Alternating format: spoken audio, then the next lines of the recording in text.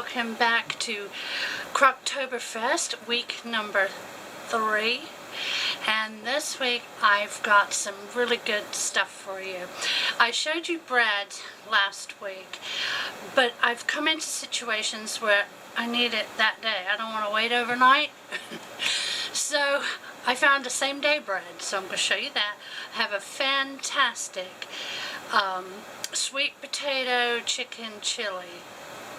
To die for taste. Really, really good. I've got some chicken teriyaki, and oh my goodness, I forgot the last one. It'll be a surprise for you and me both. So let's get cooking.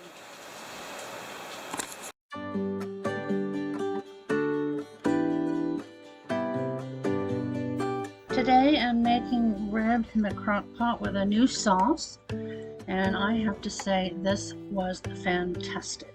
So I hope you give this sauce a try. I know it's so easy just to put barbecue on top, but sometimes you can find a nice change when you make one yourself, and this was one of those times for us. So first of all, I'm putting in the ketchup, and then I'll put the other ingredients in. I will have them listed at the end of this clip, and then directions and ingredients will be on the website, and that link is going to be in the comment box below. I hope you guys are enjoying the Crocktober, and this crock pot I purchased. I had borrowed the black one that you've been seeing, and it was nice to have a smaller one. It's a 4.5 quart versus the 6 quart that's pink that I own. This one, you know, for smaller meals, cakes, breads, things like that. It's great, and I didn't have that many ribs today, so they fit in here. I in fact had 3 crock pots going on. Anyway, I'm going to mix up this sauce. I'm going to get it on the ribs, and then you can cook these on high 3 to 4 hours or low 6 to 7.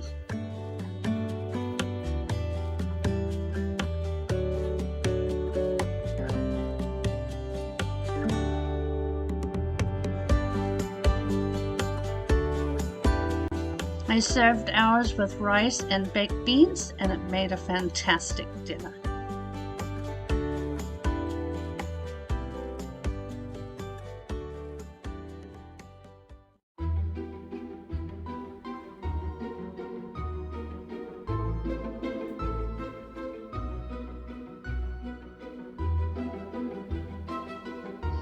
Okay, I'm just checking the temperature of the water here because it says not to use anything over 110, otherwise it kills your yeast. And since I don't know much about baking, I'm just not taking any chances. Now I'm using instant yeast, and so you don't have to proof that. I'm following the directions, but in the directions I did notice that it calls for active dry yeast, but I didn't use that, and it turned out just fine. Now we're adding the flour. I had 3 1/4 cups and I needed 3 1/2. But anyway, I gotta fill my glass jar anywho. So I'm gonna go ahead and mix it till it gets kind of sticky and clumpy, and then we're going to knead it. Now you knead for about 5 minutes on this one, and I'm gonna put it in fast forward. I don't want you guys to miss any of it, but I don't know, you don't want to sit here and watch me knead bread for 5 minutes, so I shall speed that up.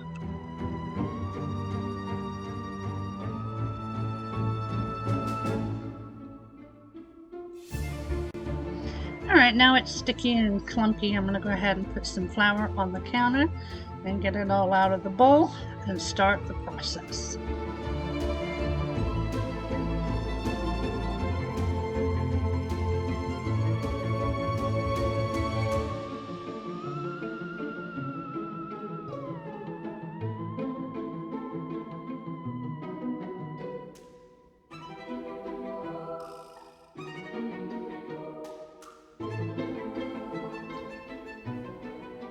Okay, now the dough is starting to get a lot softer, more shiny looking, so I'm going to go ahead and roll it into the shape I want to put into the crock pot.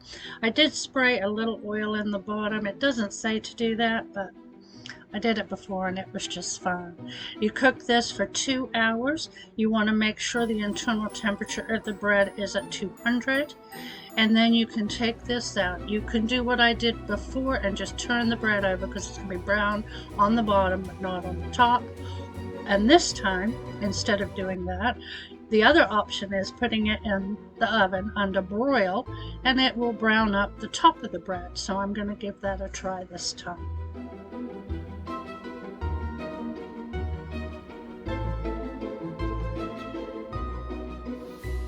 Before I take this to the oven, I just want to say that I don't have my Emerald Lagasse oven over there. I have borrowed my father-in-law's Oster oven, which is much larger, and I can fit bigger dishes in it. I'm trying it out to make sure it doesn't pop any breakers, and I can use it before I purchase one of my own.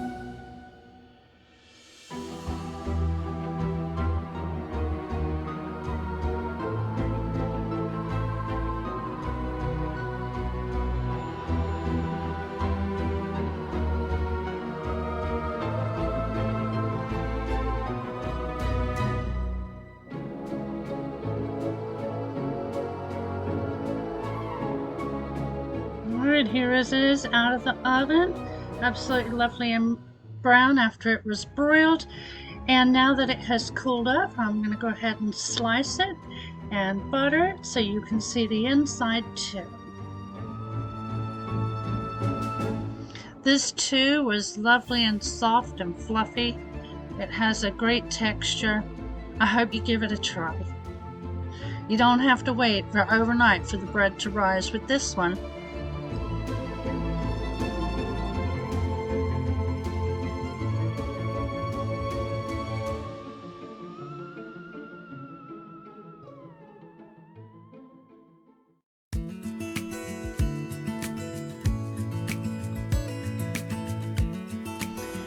This chicken teriyaki I made with a new teriyaki sauce that was sugar-free, and it really was very, very good and not as fattening, obviously. So along with the other ingredients, I'm going to add that. I'll have them all at the end of the video and on the website, which will be linked down below. And for this meal, you can cook this on low for 6 to 7 hours. I don't have high, but I would imagine 4 to 5 and your chicken should be done. Just make sure it gets to 165 degrees.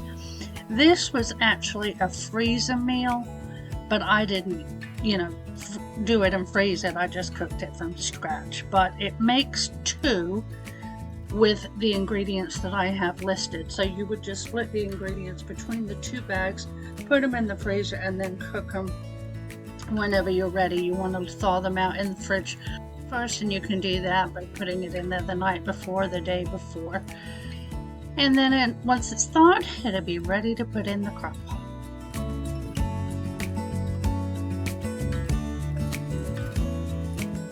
Now we're going to get the rest of the ingredients in here and turn on the crock pot.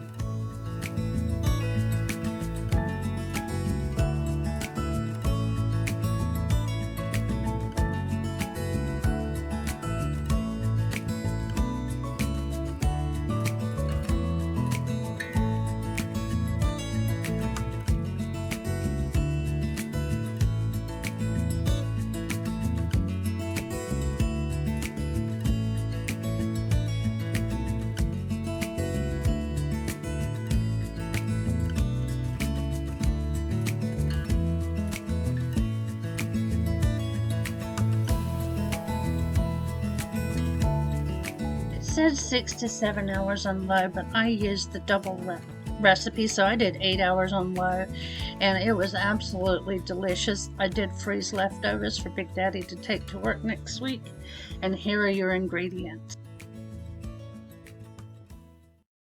Today, a new to me sweet potato turkey chili, and this one was absolutely fantastic. First of all, I'm going to go ahead and brown the chili. I know this is a crock pot meal, but this one you do have to pre-brown your meat. I'm using my crock pot insert, but mine is made to be able to use on the stove and in the oven.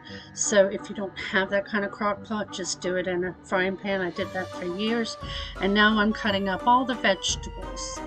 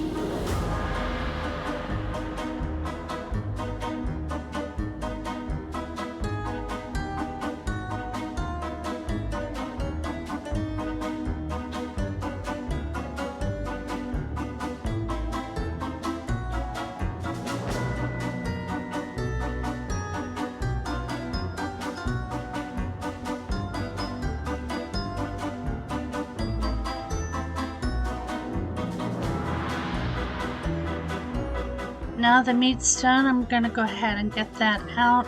I washed out the insert. Next thing I'm going to do is fry up some of the vegetables.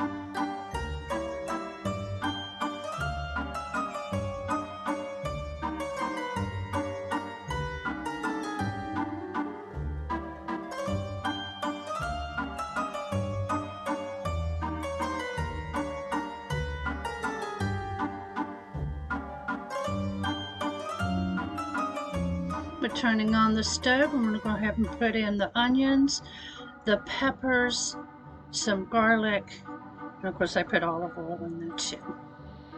And we're just going to get them until they're tender.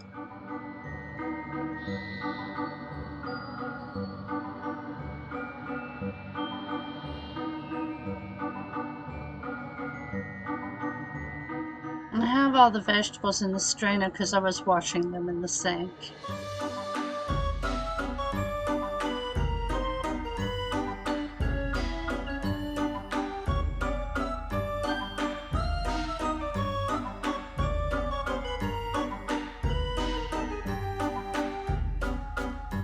Okay, now our vegetables are softened. We're going to go ahead and add the rest of the ingredients and turn off the heat.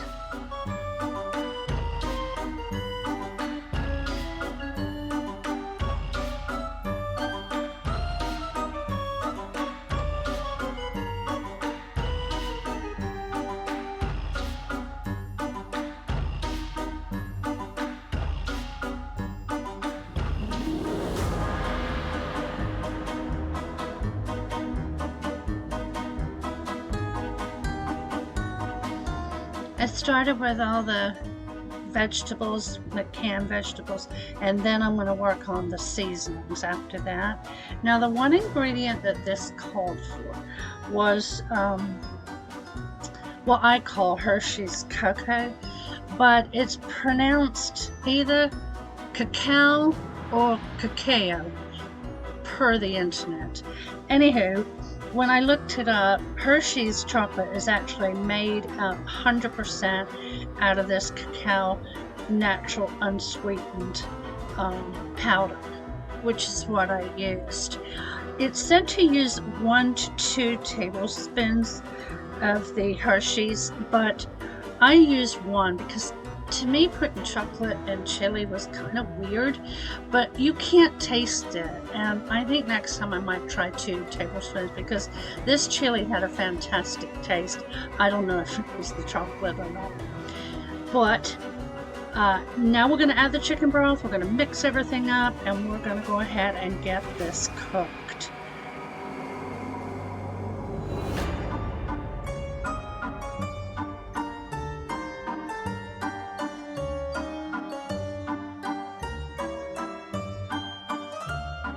Mine 6 hours on low, or you can do 3 on high. Okay, and when the power goes out because of tropical storm or Hurricane Ian, whatever it is, we get out this little flash fish charge thing, which Big Daddy uses for his CPAP really, but I'm hoping it'll last long enough to cook my dinner. I served it with fresh rolls. We both ate 2 bowls. It was so good.